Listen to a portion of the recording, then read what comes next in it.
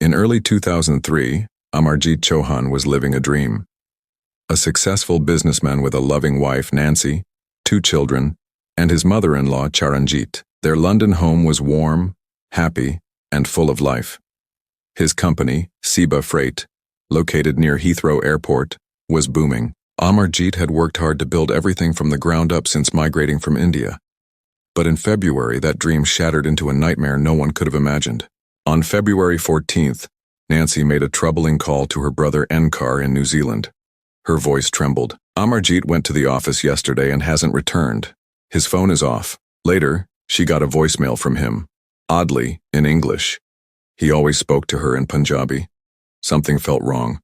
Enkar sensed it too. The next day, he couldn't reach Nancy. Her phone had gone dead. Enkar immediately contacted friends in London. When they checked the family home, it was locked. At Seba Freight, the shock deepened. Amarjit had supposedly sold the company and left for India, but the sale felt suspicious. Typed letters, unusual signatures. Amarjit had always done things in person. No one had seen the family. They had vanished, without a trace. When the police finally entered the Chohan home, they found food on the table, the washing machine running, and baby clothes scattered around. Important documents, passports, money, all untouched.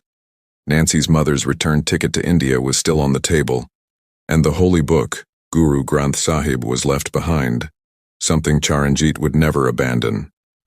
It was clear. They hadn't left willingly. Weeks passed. Then a decomposed body surfaced near the coast. Scotland Yard confirmed it. Amarjit Chohan, murdered and dumped at sea. Panic set in. If Amarjit was dead, where was his family? Enkar was crushed. And the prime suspect? The new company owner, Kenneth Regan. Kenneth Regan wasn't just a former delivery driver. He was a notorious drug trafficker, involved in human smuggling and fake passports. Once sentenced to 20 years, he struck a deal by ratting out his partners.